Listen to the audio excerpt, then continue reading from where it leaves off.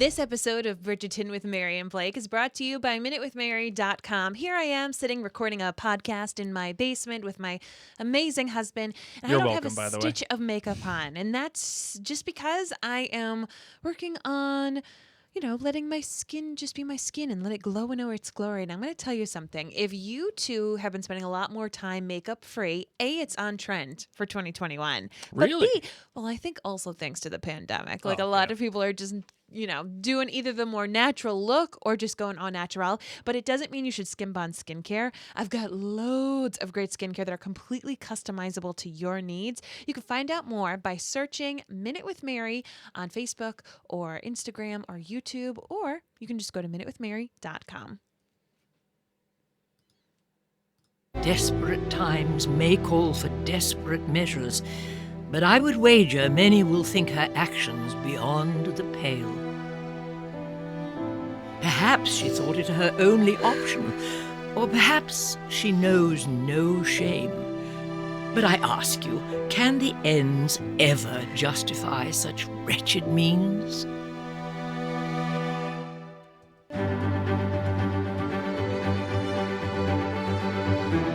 From Providence, Rhode Island, welcome to Bridgerton with Mary and Blake. It's a podcast dedicated to Bridgerton on Netflix. So let's sit back, relax, and let's get ready to spill the tea.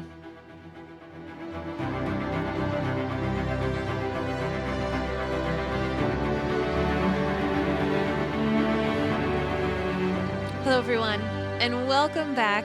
My name is Mary Larson. My name is Blake, and I definitely don't believe that Simon carried Daphne all the way up them stairs, all around those corridors. No chance. I don't know. Have you seen his muscles? Yeah, no, he's ripped. He's ripped to the gills. Yeah. I'm not going to say that he's not. However, a big however here. It's a lot of stairs. Yeah. I mean, he must be doing Stairmaster every day. And or maybe he just carried it to the staircase and then she was like, you know what, sweetheart, this is actually a very scary idea. Yeah, we're not going to break our necks today, Yeah. so why don't you put me Thanks down for carrying a me little that 10 feet. And now I'm going to make sure that I'm not dead. I watched him pick her up. I'm like, no way, bro. Right? No chance. Unless the master suite is on the first floor. I doubt that. I doubt it too. And there's no way. And There he must said be it- sweating bullets going up them stairs. I'm telling you, she said, no, you can actually carry me once we get to the floor. And then, we're on solid ground. That is fine. Well, before we get into all things into this episode, we want to remind you that you can actually subscribe to this podcast. You can leave us a rating and review, particularly in Apple Podcasts. It means so very much to us. You can actually find us on all sorts of social media by searching Mary and Blake. You can go to maryandblake.com. And of course, we want to thank our friends at jointhenerdclan.com. Once again, jointhenerdclan.com. If you yet are not a member there, You're missing know out, number that, one. Yeah, you can get a bunch of great things, bonus podcasts. You can get early access to podcast episodes. You can get swag, all sorts of great things. But it's also a way for you to give back. So if this podcast is bringing you joy right now, for keeping you company, if you're binging Bridgerton like we are and you're enjoying this podcast, please, for as little as $2 a month, head on over to jointhenerdclan.com to continue to make this possible.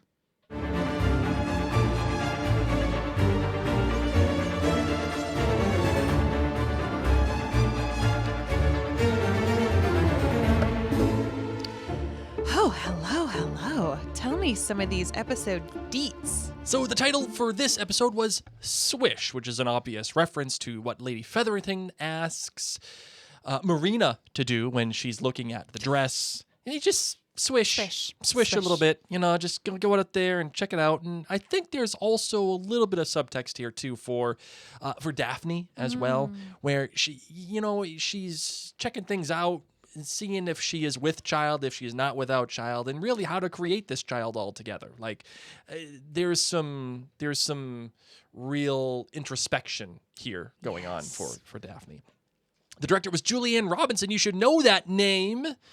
You should know that name because she directed the premiere of Bridgerton, Diamond of the First Water, and then also, no, she didn't do An Affair of Honor. That's a mix up in my notes. Who was the writer, though? The writer was Sarah Dollard. Okay. Sarah Dollard is a relatively new writer. Her latest credits include, well, at least the highlights of her credits include The White Princess on Stars, which is a which is it's in that vein of that TV family of the White Princess, the Spanish Princess, the White Queen, and it all serves in that universe. She's also written a couple of episodes of Doctor Who in the past few seasons, and of course this episode of Bridgerton, and the next season of 2021, she's writing for Discovery of Witches. Very cool. So look forward to that. If you're a fan of that property or over there, go check out Discovery of Witches, and you'll see more of Sarah Dollard's work. My love. Yes. Cups of tea for this episode, this whopper of an episode. It was a whopper. I'm giving it a 4.9. How come?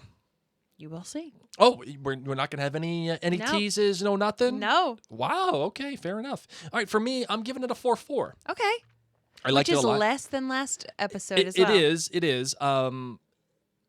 But it's still very good for me. Yes, in context to this show. Agreed. And I like it 4.4 because I admit I was worried about where we're going to go after last episode. Last episode felt very much like a season finale to me.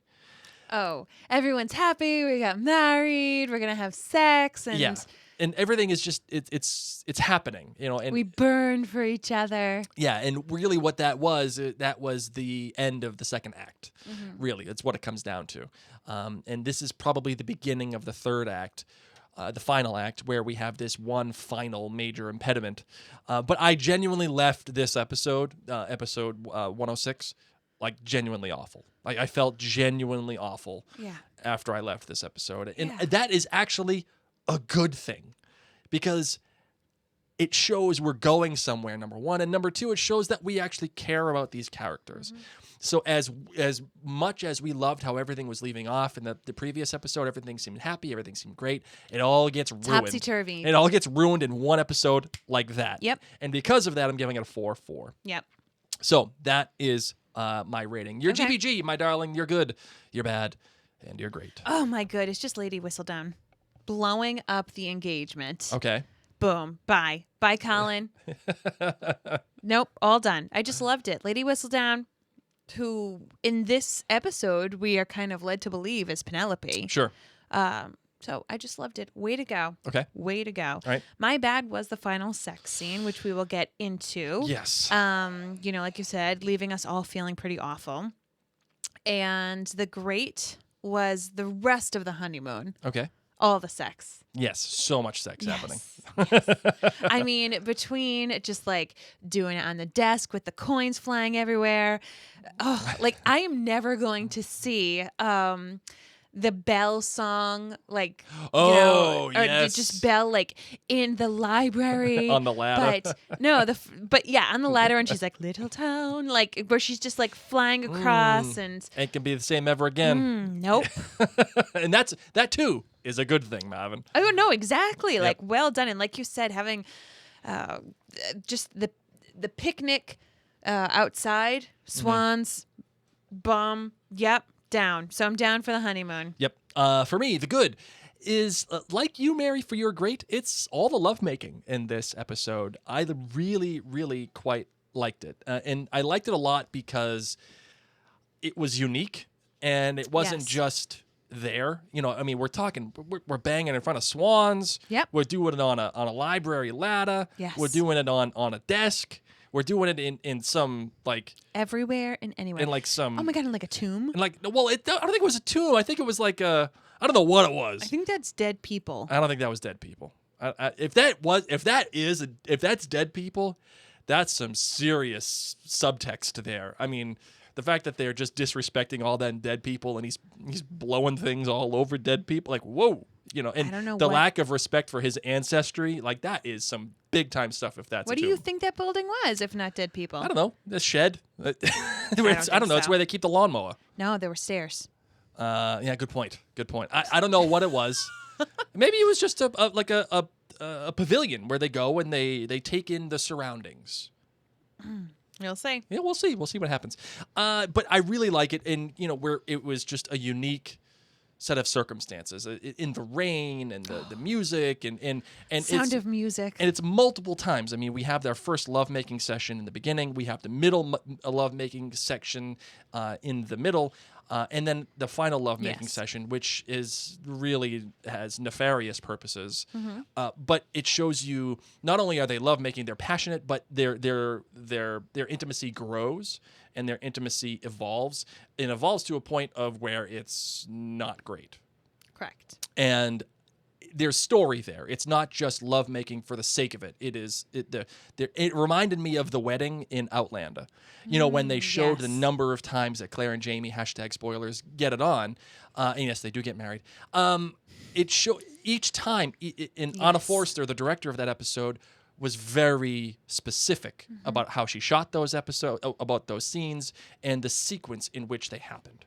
So it reminded me of that. In Outlander, it evolves to a different thing. Yes. But in Bridgerton, it evolved. That lovemaking story evolves into something else, or devolves into something else. The bad for me, though, What? this show needs to stay away from green screen. When did they use green screen? When Simon and Daphne were greeting Mrs. Coulson, Okay. it looked like a scene out of PlayStation 2. I didn't even notice Okay. at all. All right, fair enough. I'm not gonna say that Okay. you're right or you're wrong, or I'm right or wrong. I'm just saying when I watched it, I felt like I was watching Okay. like a mid 2000s video game. All right. Okay, but the great for me, and the great is a tie. The first one is Simon at the end when what happens, and he starts stuttering again. It shows you how affecting that is for his character, and it's not something that you want to bring out too much.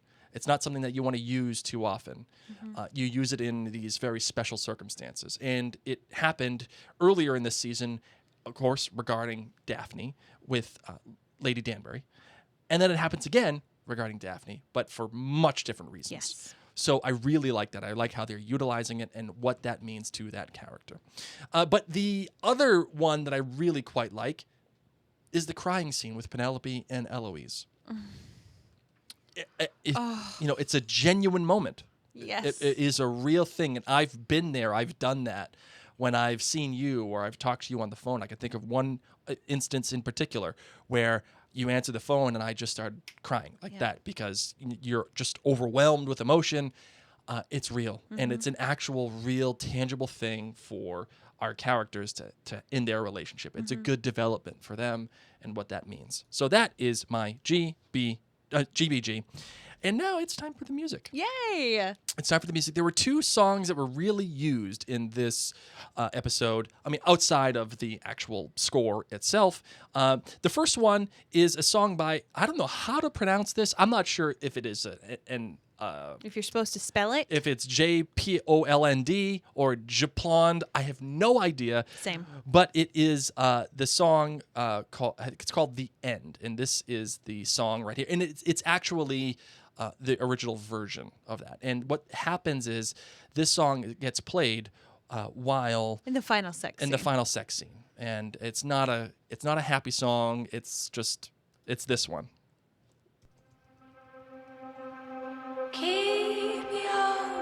So from the beginning, as he's walking her down the hall, Yeah. they're undressing each other. Yes. So it is sexy. Oh, It yes. is. There's some steam here. But it's titled "The End." So is this the end of their marriage? Is this the end of their relationship? I mean, you could still be married and not have a real relationship. Oh, so you're looking deep into the title of this song. Sure. Wow. Absolutely. Okay. And like you said, this was the original version that Yes. they decided not to rewrite it, rescore it. Yep. Yep, This all right. This is what they used. And then what is the next song of notes? I just like this. I know. There's almost like a harpsichord feel to this too. It pops in every once in a while. All right, so that is that, and then the next one is. And if anybody knows how we're supposed to pronounce the artist, I know. Jpoland or Jpoland. Jpoland, I have no idea. The next one comes from by way of Taylor Swift. Yes. This is the song that plays during their many love-making scenes between Simon and Daphne, and it is the song "Wildest Dreams," and it is thus.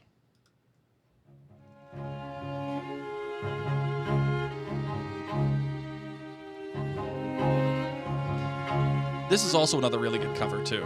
I really like this. Agreed. I found myself when I was doing the notes today listening to this. Yeah. And then I'm a big T Swift guy. I'm all in on the T Swift. Especially because she has a vacation home in Rhode Island. Well, that doesn't That helps. That doesn't hurt.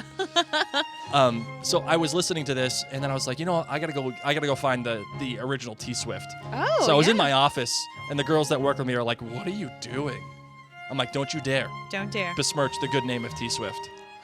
So this is the song, It's fantastic. and I was watching the video of this song too. Yes, video still exists. They're still a thing. It's Taylor Swift as she's an actress and she's filming a movie with some guy that she's like in love with. Okay. But she doesn't want anybody to know. Cute.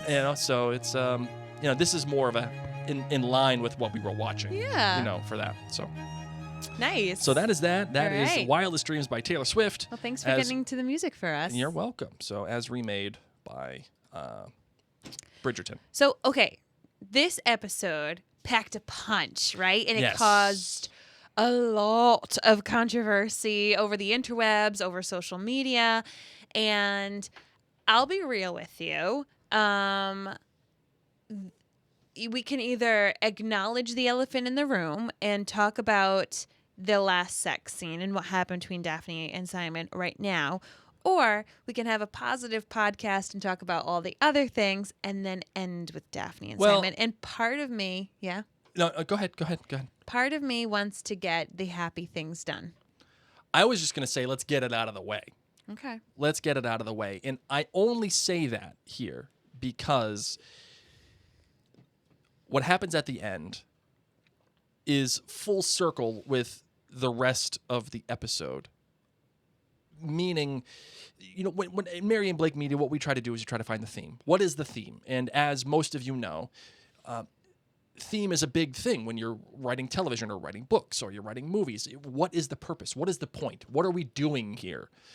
And theme, a big Mary and Blake commandment is it cannot just be love. It can't be, brotherhood. It has to be a question. What is the question we are asking? What are we trying to get down to the bottom of? Okay. And the question, I think, is asked right in at the end of this episode, of what we played at the beginning of our podcast. Do the means justify the end? To the ends justify the means. Well, whatever. Same thing. Means whatever it is. Yeah. Look, we don't even know the theme. Does the ends justify the means? Okay. Okay? Yes. All right. Is it okay to do what Daphne did the way that she did it? Is it okay that Marina is doing what she did to get to the point that she's getting to? Is that point of getting married, is that important enough to justify how she did it? And I think this even travels a little bit further, too, to what we will eventually talk about is Eloise and Penelope. Something happens there, and we don't know what it is, but something happens. And does the end justify what they do or what one of them does? That being, I think, blabbing about what happened. So it comes full circle, and that's kind of why I think we should just address it off the top. Okay. And then get into the rest of the episode. Okay. So your feeling on it, just so we can get your thoughts on this out and done, and we can move on. And I will 100% come out here and say, this is such a lovely show. It's been a wonderful escape, especially that we're watching it in the midst of the dark days of the pandemic. So I appreciate that the topic, which we may talk about for a little while, may be difficult for some, kind of like a little trigger warning right here, because it's come into question, did Daphne rape her husband, Simon? And did the ends of her doing that to kind of find the truth about what's going on, were they worth it? Are they kind of equal because Simon was all along lying in Daphne's eyes, So, as I said, if you just do a little Google search, everyone and their mom is writing about this in a blog, on social media, Instagram, Twitter. There are people who will say, that it was not rape, that, she was lied to by her husband. and that they were having consensual sex until the very end, that he could have pushed her off, that he could have been more forcefully saying no, that it wasn't an assault on Simon. And I guess in the book, it's done even worse on Simon, that Simon is drunk, he's kind of out of it, and it's like a lot clearer. There's not this whole like consensual beginning bit. So I did talk about this briefly in our Facebook group. If you're not in our Facebook community, we do recommend you do that. You can search just Mary and Blake. Mary and Blake Facebook request group. to join, but someone had posed this question like, what does everyone think about it? And I opened up. So I've talked a little bit before about how I am a survivor of sexual assault. I haven't gone into big details, but what I will tell you is my assault was similar to this in Simon's perspective, where the beginning and act was started, everything was fine. I changed my mind halfway through the act and let the person know, and things did not stop. And it messed me up a lot. It messed me up a lot because you think like, oh, rape is someone you don't know, or maybe it's someone on a first date, or maybe it's from the get-go, like, no, I don't want it. So I didn't feel valid in having the emotional scarring and emotional issues that I was having. I was having a lot of nightmares. I was feeling like I wasn't in control of a lot of things. And so when I saw this happen to Simon, you get to see his face and you hear his stutter at the end. I know that here in 2021, we as a society take consensual sex to be very important. Sure. That had something like this happened now, we would see it as possible sexual assault on a husband. There's now the belief that you can rape your partner. Sure. Just because you're married doesn't mean you can just have sex with them whenever you want. Obviously, back in the olden times, or even back when this fictional show was taking place, husbands frequently raped their wives. We don't necessarily hear about it in the other way, but the thing that is interesting, and I talked about this even with Outlander, showing men get raped isn't something that TV shows really do. Yeah, there's a real role reversal. And I don't want to necessarily use the word rape a lot because it is a trigger word. So, but know that me, Mary Larson, that is how I see it in this. Sure. And it's completely okay if you don't, in the sense that that word is too strong or whatever. But to me, that's what it means. And it's my truth, because also, like, I went through something similar to that. I'm going to be interested to see how the show handles Simon's emotional aftershocks from this.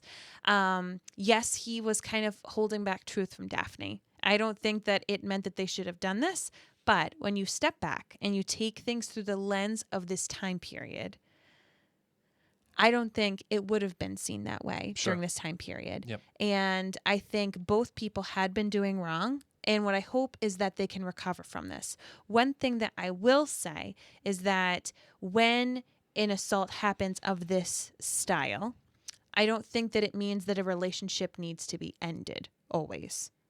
I think that there can be a lot of emotional scarring. There can be a lot of broken trust. Yeah. And that I do think Simon and Daphne can recover from this. So watching this, am I going to always think from here on out, as a survivor myself, as someone who, was a victim of sexual assault in a similar kind of way, am I going to sit here saying, I will never love Daphne as a character ever again?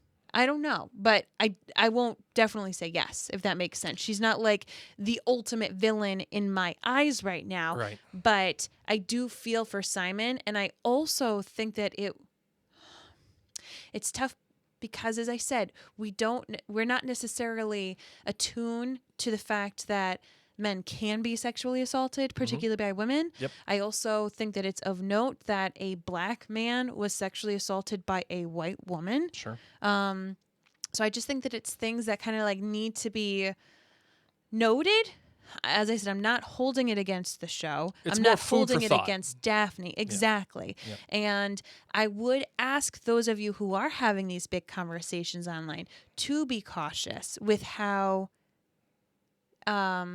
strongly you may feel that it is not an assault. Yep. How strongly you feel that Daphne was in the right, because you don't necessarily know if there's someone reading that comment who, like me, has been in Simon's shoes in one way or another. Yeah. From my perspective, I'm not here to define whether or not it was rape or it was assault. Really, it's a subjective thing. There's no rubric to. I mean, there is now. There is now. Yeah, I guess you can change your consent during the act. I know. I guess my ultimate. I'm trying to say that I'm not here to tell you that it is or it isn't. That's not my goal here. I think there's a lot of gray. There's a lot of gray here because if you wanted to make the argument that it wasn't, the opposing view would be these are two adults who started off consensually, and if he really didn't want to keep going, he could have stopped. He could have pushed her off. Maybe. And I mean, he could have. But if this happened nowadays, probably it wouldn't be a convicted situation, but Right. it would still be like a crime. And ultimately, regardless of whether or not we think it, and look, again, I'm not here to define it. Ultimately, I'm here to judge what happens on television, and that's our job. You're right. And for television, both parties are wrong. Yes. And if you wanted to make the argument, both parties are right at the same time. Meaning, Simon was telling her, "Listen, I told you I couldn't give you kids," and she said, "No. There's a difference. Cannot and will not are two totally different conversations. They're two totally different. Two totally different things. Yes. And that's what I mean when I say she was right, because you're not upfront. You're not being upfront. Oh, yeah. She's right in the fact that she has these feelings of absolute betrayal. Yes. And that her husband was hiding things from her. Yes. And, her whole thing that she says, you knew that this is all I ever wanted. Yep. And yet you did keep it from me. And then you have the opposite. You have Simon saying, I've told you from the get-go. Yeah. I couldn't have kids. Yeah, I can't because it's just not. I can't. It's not in the cards for me. Right. I was willing to die because I feel this strongly. Right. And then you told me, you were the one that told me, Daphne, that whatever. It's okay. I'll skip the kids as long as I can have you. And it's important that they address that in the middle of the episode. Yes, as they're walking back from the fair. Mm-hmm. It's, I'm so happy that you're okay with being just us. Yes. Now, we as viewers know that that's just not right. And we know that she wants kids. We know because we've been in her perspective, right? We've seen it. And even though she says one thing to Simon, she really wants another thing. And it's funny because when she first sees the nursery, you can see that she is like evolving. She's sad. You can see it in Daphne's eyes. Man, I really wish we could have kids here, And then on the other perspective, the second time that she sees the nursery, you can almost see that she's resigned. Mm-hmm. She's like, okay, she literally shuts the door on that part of her life, right? It's a literal and figurative act. Mm-hmm. So that betrayal that she feels, again, do the ends justify the means? My gut tells me no. And I think the episode and the show is telling you throughout this episode, they don't justify they don't justify the means. Well, and what's tough is, Simon knows that Daphne has very little knowledge about sex. Yes. How little? Well, we know it's like nothing. Right. And you know what the thing is, too, is that he should know that, too, because he knows that she didn't even know that she could touch herself. Yeah. it's a lame excuse. And there she is. She's asking, "Oh, does it hurt?" When he's finishing outside of her or whatever. And yeah, she doesn't really put two and two together. So and this is why I'm saying I'm not going to necessarily hold it against Daphne forever. I don't think it was right. Right. And as someone who does have a trauma, it was hard for me to even be like, okay, now I got a podcast about this. Yeah. The rest of the episode was beautiful, and I do think that they can recover. What I am hoping, and I'm assuming and hoping that these two characters have a lot of deep conversations. So many copays. Okay, they need all the copays. Seriously. They have a lot of healing that they need to go through. They need to work on their communication skills. And they need to figure out, all right, are we having babies or are we not having babies? And if we're not having babies, are you going to be okay having sex, Yeah, without the purpose of procreation. Yes. So yeah, there again, I just have to say this. There's a lot of gray in this episode. And I think because there is so much gray, the show threaded the needle, I think, the best that it could, given the source material. Again, I don't know the source material other than what you have said, Mary, which is it was worse in the book in terms of Daphne's intent. Yes. She still has intent, but the way that it's portrayed, it shows that both parties are wrong. I mean, and both parties are right. It still is portrayed in the sense that she is a woman on a mission. And she takes advantage of him. Yes.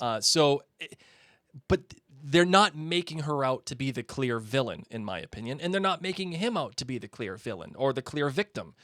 There's a lot there to unpick and go for if you want to have those conversations.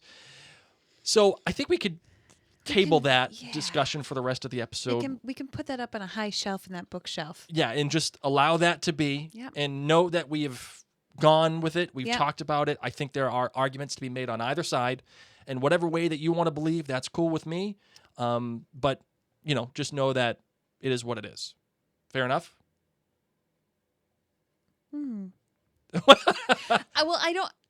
I would be careful. Yes, people can believe whatever they want to believe about things. What I'm saying is that the interwebs and different chat it's groups, a dark place. It is, and I'm just saying, please be cautious with the fact that this is something that could really, be difficult for people. Yeah. So the lovemaking, though, in terms of this episode, is actually quite interesting. Again, we talked about the story of it all, but they actually had an intimacy coach. There's a real thing. It's called an intimacy coach. And that woman's name, her name is Lizzie Talbot. And she had to teach them how to be intimate on screen and do it in a meaningful way. And I have to say, the direction of each lovemaking scene was really good. Agreed. It was really good, and Julianne Robinson deserves all of the credit, because when the sex happens, it's not in your face. There are points where it's a lot, right? Especially when you just see the Duke of Hastings' bare ass out on the screen, out on the grass. So down. It was great, but what I'm getting at is there's no balls, and there's no male frontal nudity, and there's no, not. But you're right. It is directed so well. I've watched that scene a few times, guys, and I'm like, how can he maneuver and kind of flop around perfectly? And he's probably wearing a modesty patch. How far up? Is it like a G-string modesty patch? How far up the crack? I don't know how it's applied. I really don't know. And how do people have sex? Do they just put a little wee towel in between their privates? That's what the modesty patch is for. That's what it's there for. Yeah, but how much ground does it cover? Yeah, that's true. Ultimately, if you were to go to a waxing place. How far in do you need to go? Are they saying the granny panties? Or are we doing Brazilian? Yeah. They're probably doing Brazilian. When you're getting waxed for the modesty patch. I don't know. I'm just saying.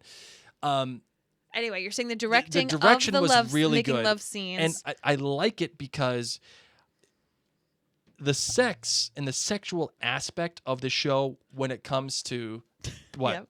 The sex. When it comes to Daphne, Yes. it's been about her awakening. It's been about her what? It's like the Force Awakens. Oh my god. It is. It's been about her experience with sexual awakening.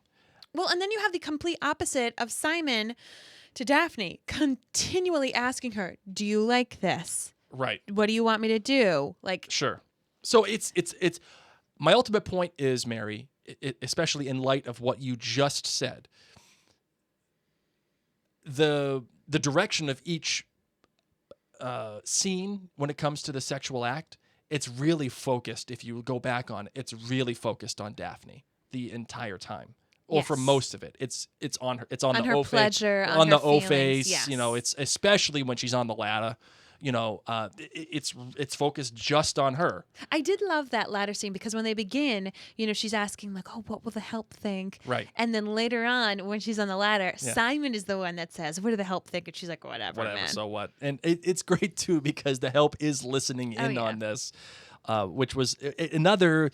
You know, it's just an endearing scene. Agreed. You know, so the direction in this episode was really, really fantastic. So even though there is some ugliness at the end, what comes out of it, though, in the beginning portions of this episode is really beautifully shot.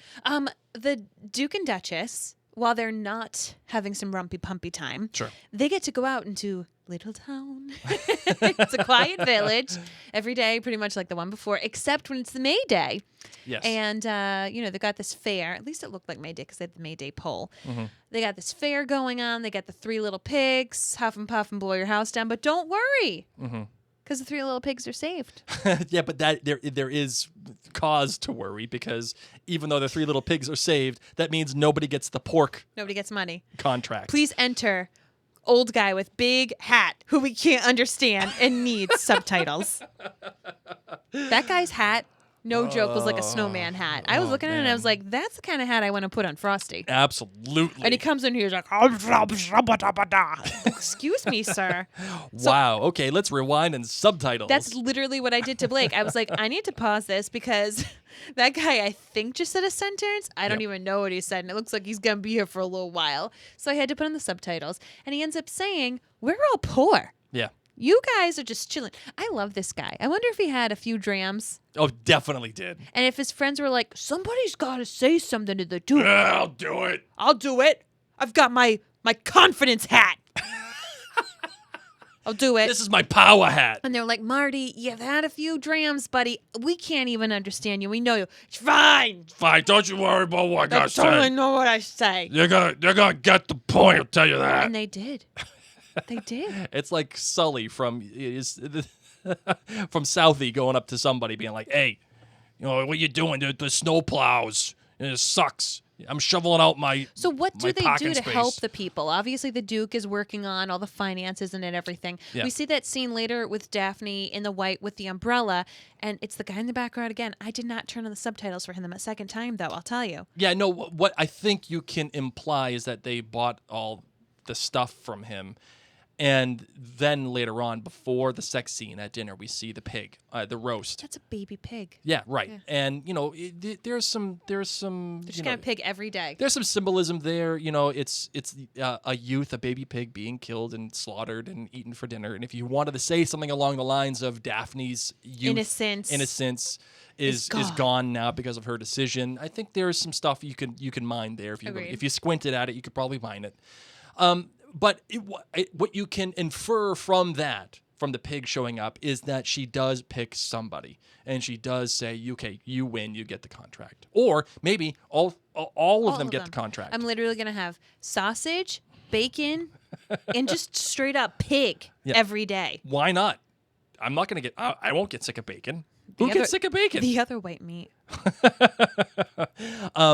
So I think there's a lot to do here, especially with how Daphne sees Simon's mother and how she relates to Mrs. Coulson. Mrs. Coulson. You know, Daphne is under a lot of pressure here. You know, her Simon's mother could not bear a child until all of a sudden she did, and then she died. And I think Daphne feels that pressure, especially when Mrs. Coulson says, yeah, she was a great in fact, she was perfect. She was a perfect Duchess. And then she gives that side eye. Oh, yeah. Mrs. Coulson should be nicknamed Mrs. Cold Shoulder. Yeah. Goodness. This episode gave me a lot of Downton Abbey feels. Same. A lot. Same. And not in the superficial way, but in the way that, like, when Mrs. Coulson walks out and Daphne is gathering all the lavender or whatever for the baskets, she's like, "Why didn't you tell me to do this? I would have done it.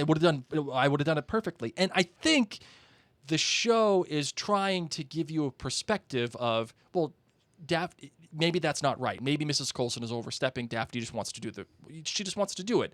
She just wants to do it for herself. The same way that she says, no, I'll move the chair. the plate and the chair. Plate, yeah. I'll do all of that. Don't you worry about it. But a lesson that I learned from Mr. Mosley, Mr. Mosley on in Downton Abbey was these people, this is their job. Yes. And they take great pride in doing what they're supposed to do. It is their calling. This is what I do. I serve. That is somewhat foreign to us, I think, as Americans. And, unless you're paid pretty heavily to do what you're supposed to do. But it's like, no, I got it. No, I'll take care of it. We are not necessarily accustomed to even the concept of people coming and serving and, picking lavender or doing all these things and moving your plates for you. It's just in our personal lives. When you go out to dinner, it's one thing, or, you go on a cruise, it's another thing. But, in your regular everyday life, that don't happen. No. So, but I learned that lesson from Downton Abbey, and I remember when I heard it, I said, that makes sense. Mm-hmm. So I don't think Mrs. Coulson is wrong here. What do you think? I don't think she's wrong. I just think that she's rather cold and not necessarily as endearing to Daphne. But hopefully Daphne's tea session with her and that little hand touch, hopefully she continues to warm up and lets Daphne know, listen, we do want to do these things. And not only do we want to do them, but when you go out and you have an improper basket, it reflects poorly, possibly, upon all of the help here. Yeah. That we uphold this name of Clivesdale or whatever. So Cliveden. Not Clydesdale. That's a horse. I'll get there one day, guys. And the fact of the matter is that, Daphne does relate to her, the lady with that pregnant with the baby and the kid, and the kid comes running up to her and everything. Good face. And the lady says, "Oh man, you did mess up a little bit. Yeah. You did. 3 little pigs. You should." They did not go wee, wee, wee all the way home. Definitely not. They went wah, wah, wah. It's just...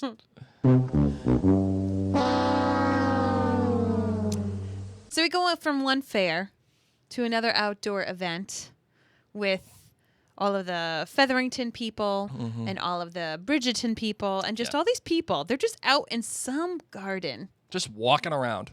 That's what we're doing. We're just all here. It was kind of weird. It was like, why is everyone here? What is the purpose of this? Yeah. Maybe it's the day after brunch, and the bride and groom are off and everybody's still in town, but everyone already lives there. And Cullen announces to everybody, guess what?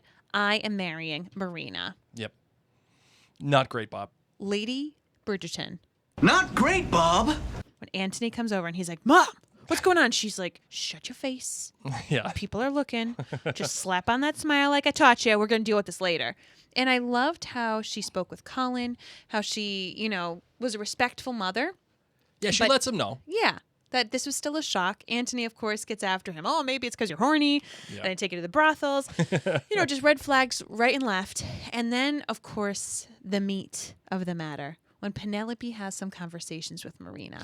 Yeah, the funny thing is the show at the beginning, Marina actually has a pretty good little arc so far. Agreed. As much as I still think that she's somewhat of a nothing character, and I still don't think that this episode, she took a turn. She definitely took a turn, and I'm a woman. She begins this season a little girl who's overwhelmed in this house, who's being just basically sold like cattle. Yes. And thrust onto the world pregnant, not knowing any of the the customs and traditions, and even going to that town on the other side of town where she's like, all I see is good, hardworking people here who care about their kids.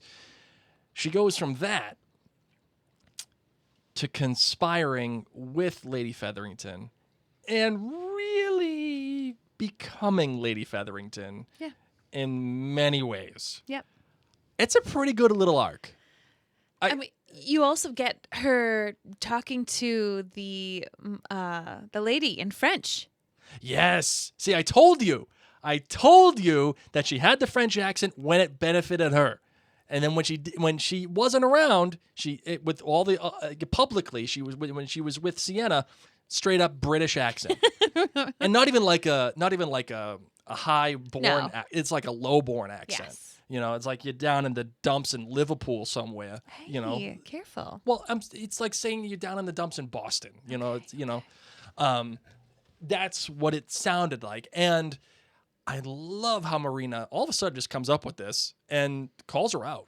And again, showing shades of Lady Featherington here. Yeah, it's like, no, I need a dress that's going to conceal my bump when I swish. Yes. I want a swish-proof dress. And I'm going to get it. Wee. All right, here we go. Let's do go. this. The pigs are going wee. No, I meant wee No, because I know, it's French. I know. Oh, okay. Oh my God, look at that. Look at you. And then we get Penelope during that awkward dinner with the Bridgertons and the Featheringtons. And Penelope finally gets to talk to Colin while her sisters are putting on the most amazing performance ever. Yep. You actually think that was a good performance, Blake?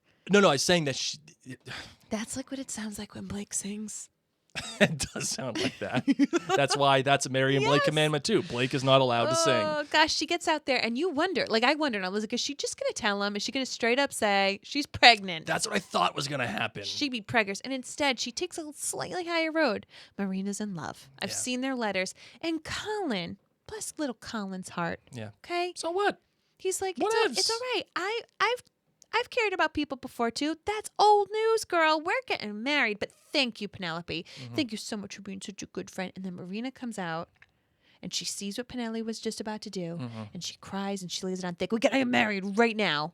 And they think of some magical place in Scotland. Yeah. It's Getting a Green or something like that? Something like that. Gretna Green. I can't remember. Is it basically Vegas? Sure, why not? Yeah. Okay. Sure, it's Vegas. Yeah, we'll go to Vegas and it'll be great.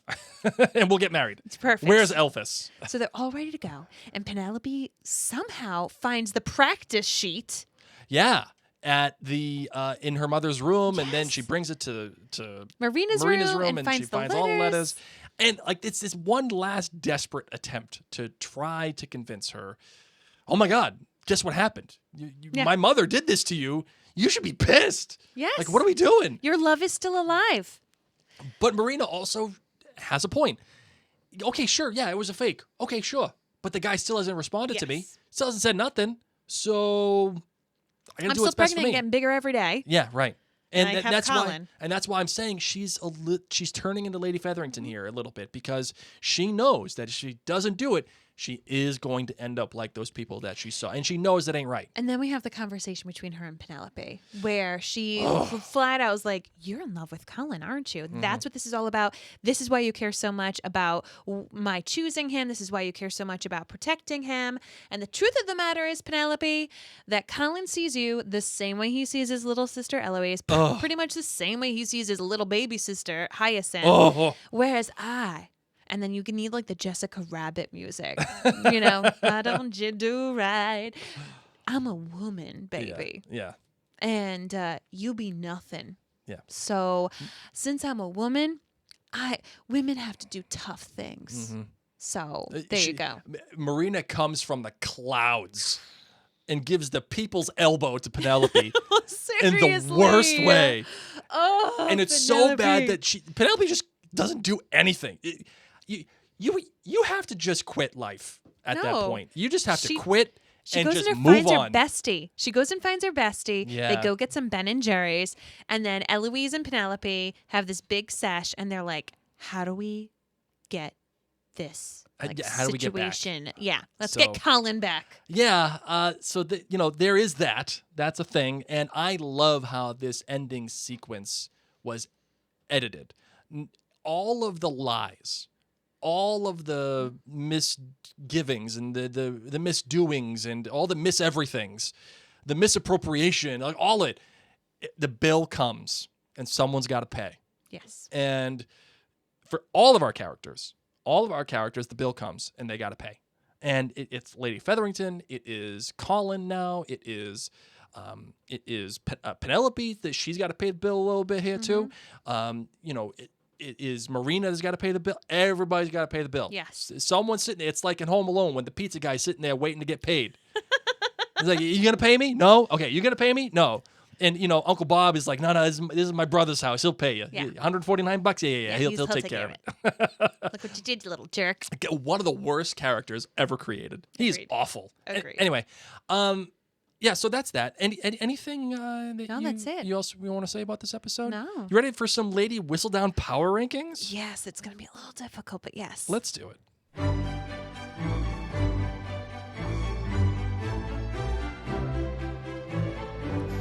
So, Blake, I would like you to take this away, as I feel like our Whistledown pool has greatly diminished. Yeah, it's now become a death pool, really, what it comes down to. Listen, in my perspective, there are two possibilities now. Only two. Okay. Eloise and Penelope. Unless... You got to throw everybody else out. Unless Penelope goes to Eloise crying, and Eloise says, I figured it out today.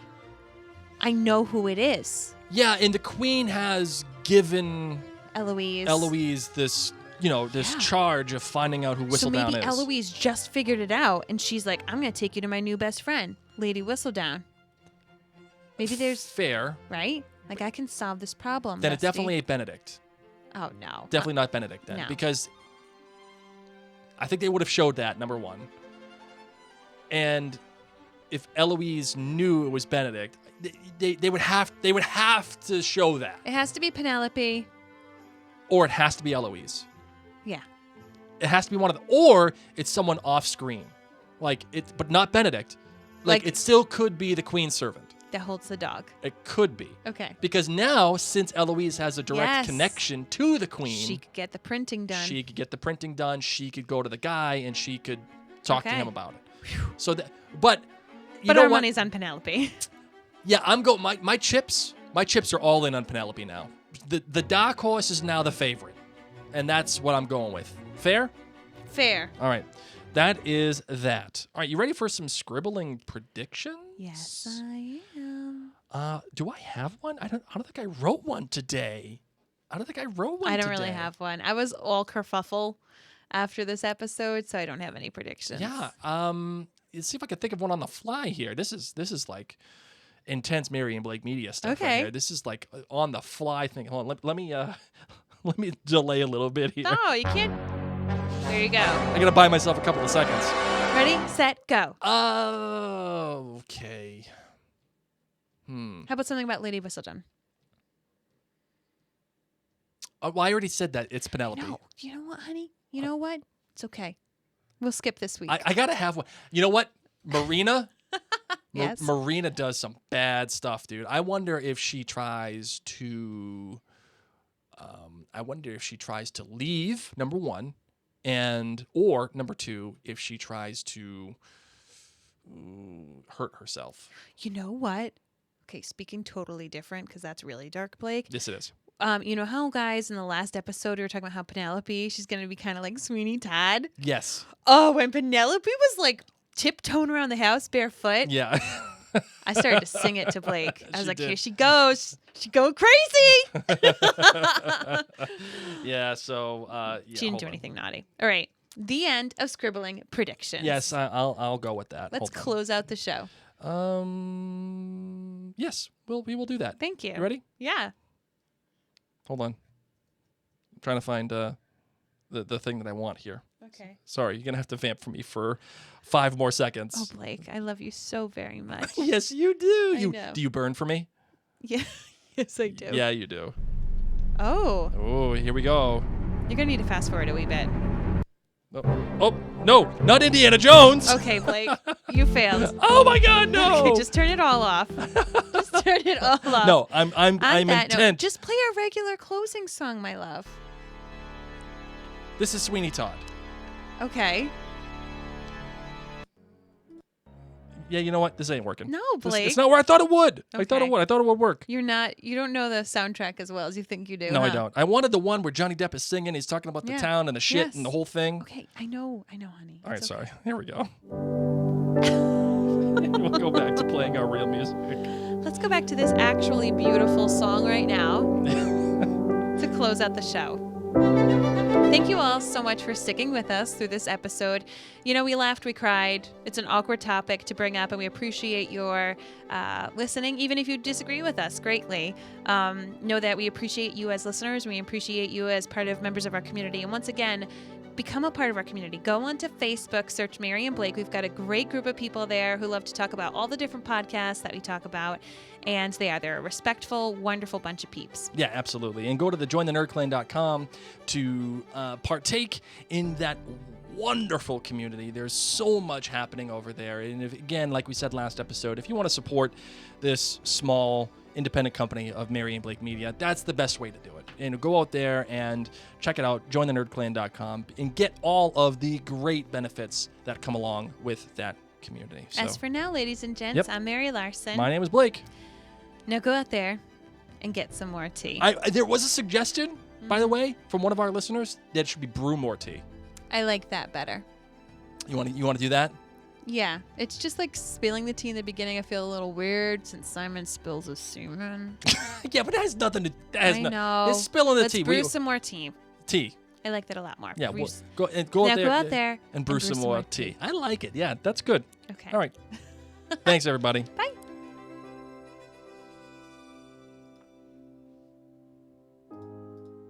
Done.